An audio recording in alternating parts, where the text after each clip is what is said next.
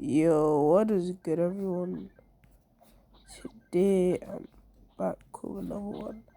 So today we're doing what if Deku had a telekinesis quirk, part 1. I hope you guys enjoy.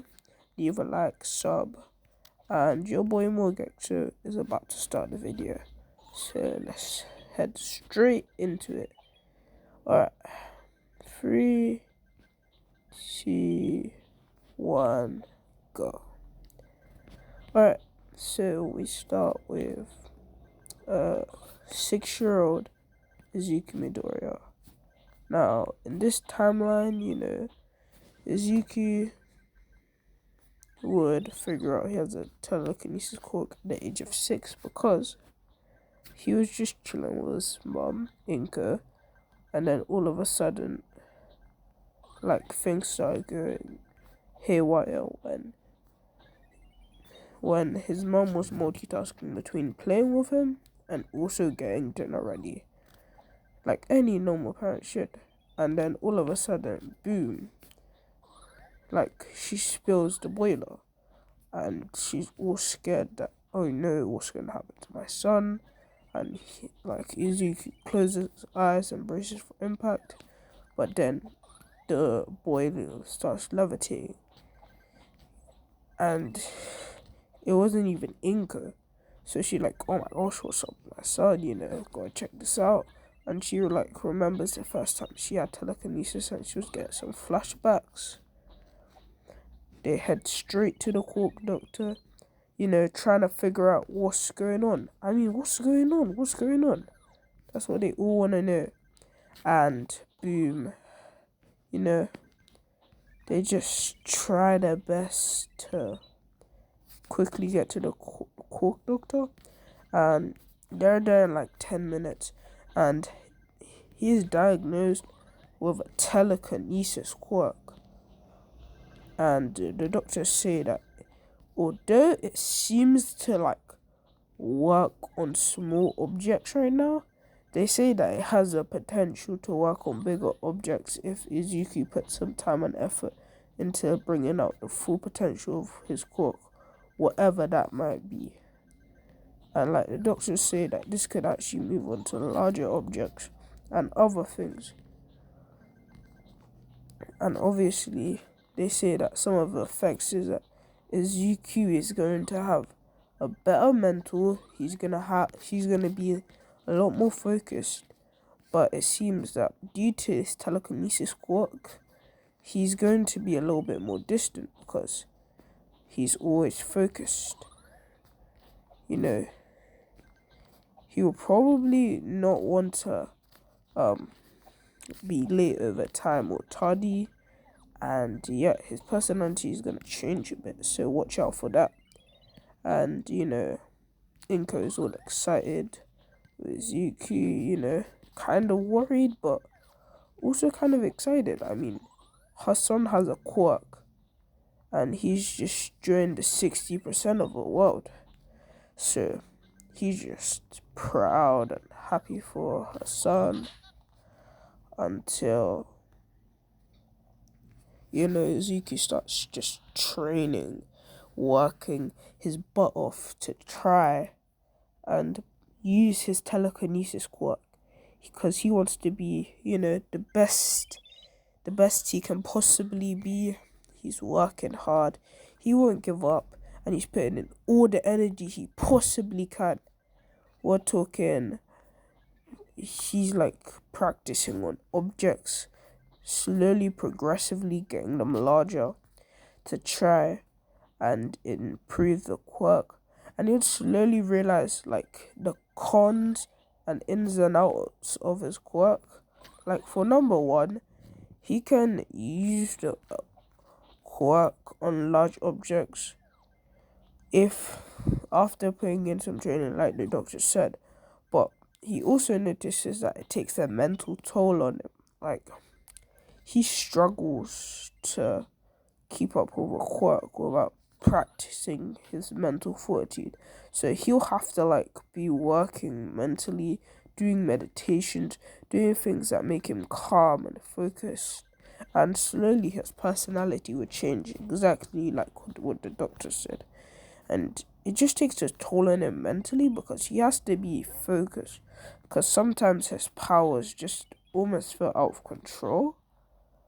Like, he has to be in control of his powers at all times because bad things can happen when he doesn't.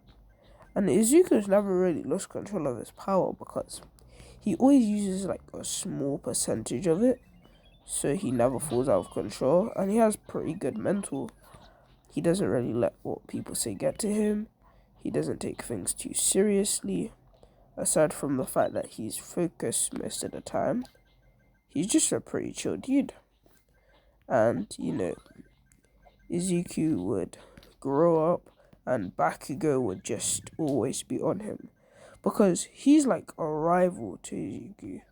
And although Izuku could actually mop the floor with Bakugo, he's only done that on one occasion, and that was when Bakugo like threw an explosion in his face and like his body just reacted.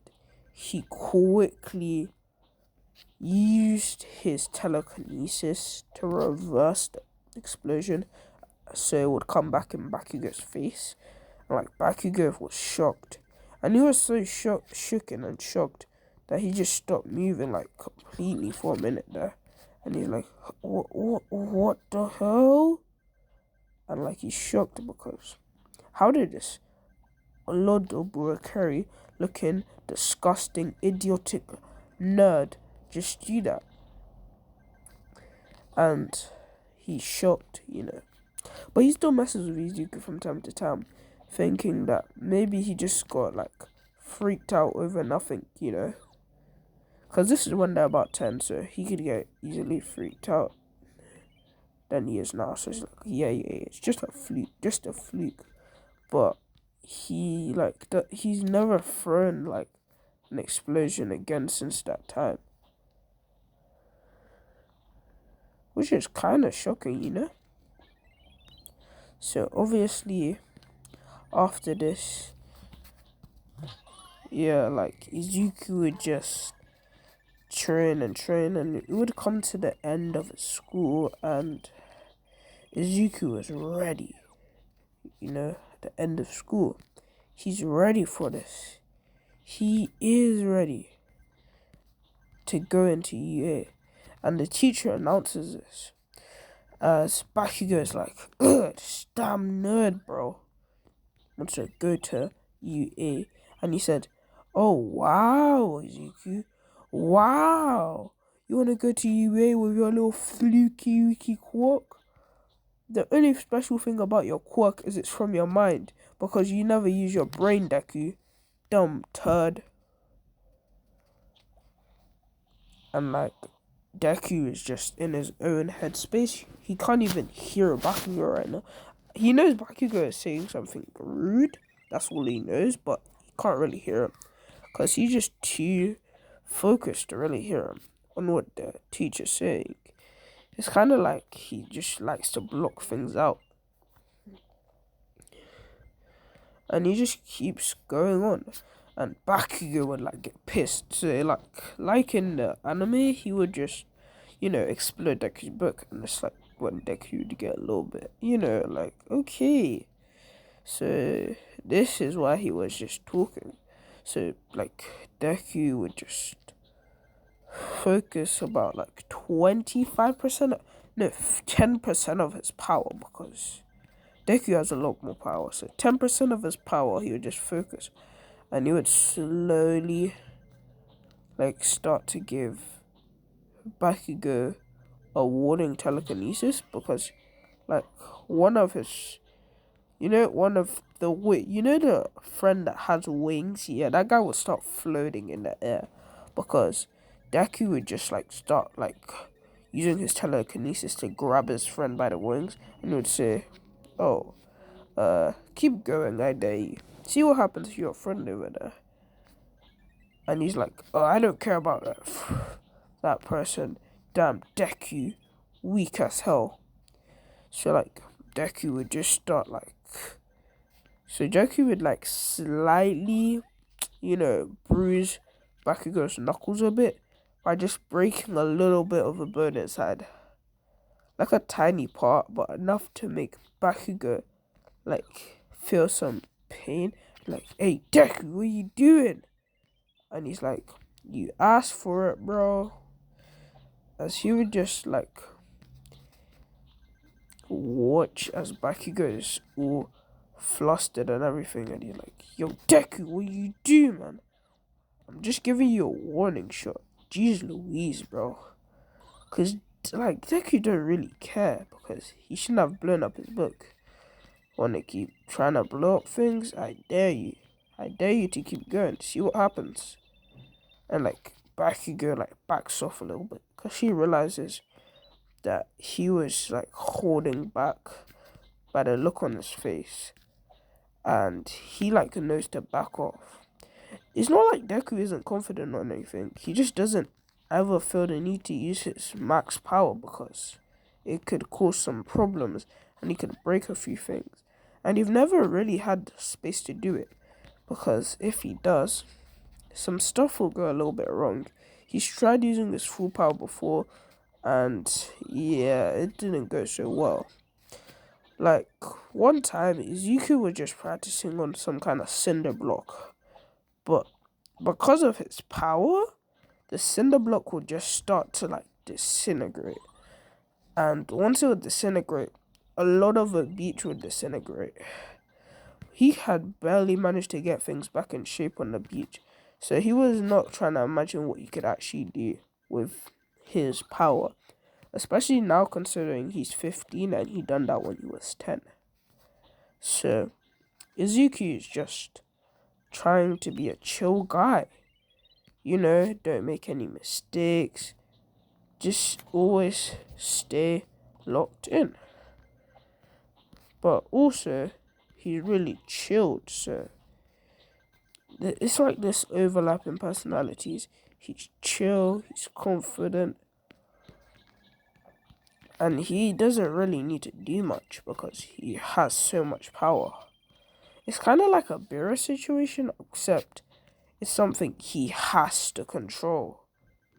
And he's learned for a while now. So we'll cut to the chase. He'd go to the sludge villain. You know, he would, like,